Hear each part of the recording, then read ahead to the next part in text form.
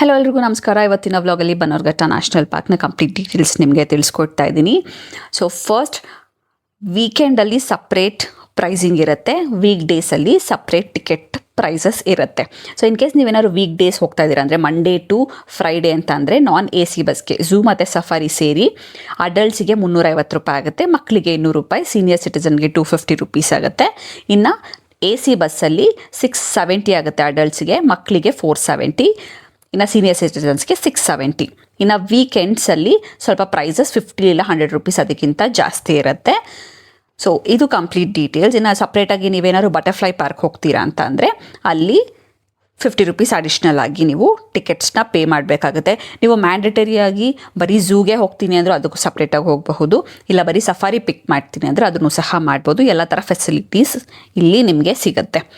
Ticket prices ಅನ್ನೋದು ಯಾವಾಗ ಬೇಕಾದರೂ ಚೇಂಜ್ ಆಗಬಹುದು. ಸೊ ನಾನಿಲ್ಲಿ ತೋರಿಸ್ತಾ ಇರುವಂಥ ಡೀಟೇಲ್ಸ್ನ ಮೇ ಬಿ 50 ಇಲ್ಲ 100 ರುಪೀಸ್ ಜಾಸ್ತಿ ಕಡಿಮೆ ಇರಬಹುದು. ಸೊ ಅದನ್ನು ನೀವು ಒಂದು ಅಕೌಂಟೇಬಲ್ ಆಗಿ ಇಟ್ಕೊಳ್ಳಿ.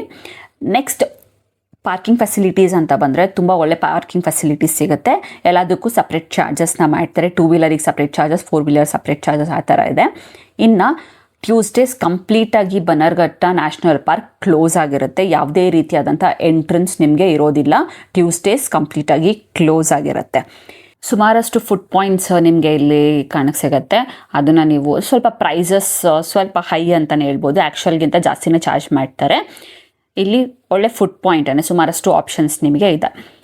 ಇನ್ನು ಬನ್ನರ್ಘಟ್ಟ ನ್ಯಾಷನಲ್ ಪಾರ್ಕ್ ಬಂದು ಕಂಪ್ಲೀಟಾಗಿ ಪ್ಲಾಸ್ಟಿಕ್ ಫ್ರೀ ಝೋನ್. ನೀವು ಯಾವುದೇ ರೀತಿಯಾದಂತಹ ಪ್ಲಾಸ್ಟಿಕ್ ಬಾಟಲ್ ಆಗಲಿ, ನೀರು ಸಹ ಮತ್ತು ಚಿಪ್ಸ್ ಆಗಲಿ ಯಾವುದೇ ರೀತಿಯಂತಹ ಪ್ಲಾಸ್ಟಿಕ್ ಐಟಮ್ಸ್ನ ಝೂ ಅಥವಾ ಸಫಾರಿ ಎಂಟ್ರೆನ್ಸಿಗೆ ನೀವು ತೊಗೊಂಡು ಹೋಗೋಕ್ಕಾಗಲ್ಲ. ಕಂಪ್ಲೀಟಾಗಿ ನಿಮ್ಮನ್ನ ವೆರಿಫೈ ಮಾಡ್ತಾರೆ. ಇನ್ನು ಟಿಕೆಟ್ ಡೀಟೇಲ್ಸ್ ಅಂತ ಬಂದಾಗ ಟಿಕೆಟ್ನ ನೀವು ಇಲ್ಲಿ ಕ್ಯಾಶ್ ಕೊಟ್ಟಿನೇ ತೊಗೊಬೇಕಾಗತ್ತೆ. ಆನ್ಲೈನಲ್ಲಿ ಅಂತಂದರೆ ಇಲ್ಲಿ ಆನ್ಲೈನ್ ಫೆಸಿಲಿಟಿ ಇದೆ. ಇಲ್ಲ ಅಂತಂದರೆ ನೀವು ಬನ್ನರ್ಘಟ್ಟ ನ್ಯಾಷನಲ್ ಪಾರ್ಕ್ದು ವೆಬ್ಸೈಟಲ್ಲೇ ಹೋಗಿ ನೀವು ಟಿಕೆಟ್ಸ್ನ ಪರ್ಚೇಸ್ ಮಾಡಬೇಕಾಗತ್ತೆ. ಅದು ಒಂದು ಆಪ್ಷನ್ ಇದೆ. ನಾನು ಆಗಲೇ ಹೇಳ್ದಂಗೆ ಇದು ಕಂಪ್ಲೀಟಾಗಿ ಪ್ಲಾಸ್ಟಿಕ್ ಫ್ರೀ ಝೋನ್. ನೀವು ವಾಟರ್ನ ತೊಗೊಂಡೋದ್ರೂ ಸ್ಟೀಲ್ ಬಾಟಲ್ ಅಥವಾ ಗ್ಲಾಸ್ ಬಾಟಲ್ ತೊಗೊಂಡಲ್ಲಿ ಹೋದರೆ ಮಾತ್ರ ಬಿಡ್ತಾರೆ. ಯಾವುದೇ ರೀತಿಯಾದಂತಹ ಪ್ಲಾಸ್ಟಿಕ್ ಐಟಮ್ಸ್ನ ಎಂಟ್ರಿ ಮಾಡೋದಿಲ್ಲ. ಎಲ್ಲನೂ ಈಚೆನೇ ಬಿಸಾಕಿ ಹೋಗಬೇಕಾಗತ್ತೆ. ಸೊ ನಾವು ತೊಗೊಂಡಿದ್ದು ಕಾಂಬೋ ಝೂ ಮತ್ತು ಸಫಾರಿ ಎರಡನ್ನೂ ತೊಗೊಂಡಿದ್ವಿ. ನೀವು ಫಸ್ಟ್ ಝೂ ಬೇಕಾದ್ರೂ ಹೋಗ್ಬೋದು, ಇಲ್ಲ ಸಫಾರಿಗೆ ಬೇಕಾದ್ರೂ ಹೋಗ್ಬೋದು. ಯೂಶ್ವಲ್ ಆಗಿ ಸಫಾರಿಗೆ ಹೋಗೋರು ಮಧ್ಯಾಹ್ನ ಹೊತ್ತು ಅವಾಯ್ಡ್ ಮಾಡಿ, ಯಾಕಂದರೆ ಚೆನ್ನಾಗಿ ಊಟ ಮಾಡಿಬಿಟ್ಟಿರುತ್ತೆ ಅನಿಮಲ್ಸ್ ಎಲ್ಲ. ಸೊ ಸ್ವಲ್ಪ ಲೇಸಿಯಾಗಿರ್ತವೆ, ಕಾರಣಕ್ಕೆ ಸಿಗೋಲ್ಲ. ಮತ್ತು ವಾಟರ್ ಫೆಸಿಲಿಟೀಸ್ ಇಲ್ಲಿ ನಿಮಗೆ ಎಲ್ಲ ಕಡೆನೂ ಇದೆ, ಯೂಸ್ ಮಾಡ್ಕೊಬಹುದು. ಇನ್ನು ಸಫಾರಿಯಲ್ಲಿ 2 ಬಸ್ ಆಪ್ಷನ್ಸ್ ಇದೆ ನಮಗೆ, AC ಬಸ್ ಮತ್ತು non AC bus. AC bus price range ಸ್ವಲ್ಪ ಹೈ ಇರುತ್ತೆ. ನಾನ್ AC ಬಸ್ಸಲ್ಲಿ 16 ಮೆಂಬರ್ಸ್ನ ಅಕಾಮಡೇಟ್ ಮಾಡ್ತಾರೆ. ಮತ್ತು 40 ರಿಂದ 45 ನಿಮಿಷದ ಒಳಗೆ ಈ ಕಂಪ್ಲೀಟ್ ಟ್ರಿಪ್ ಮುಗಿಯುತ್ತೆ.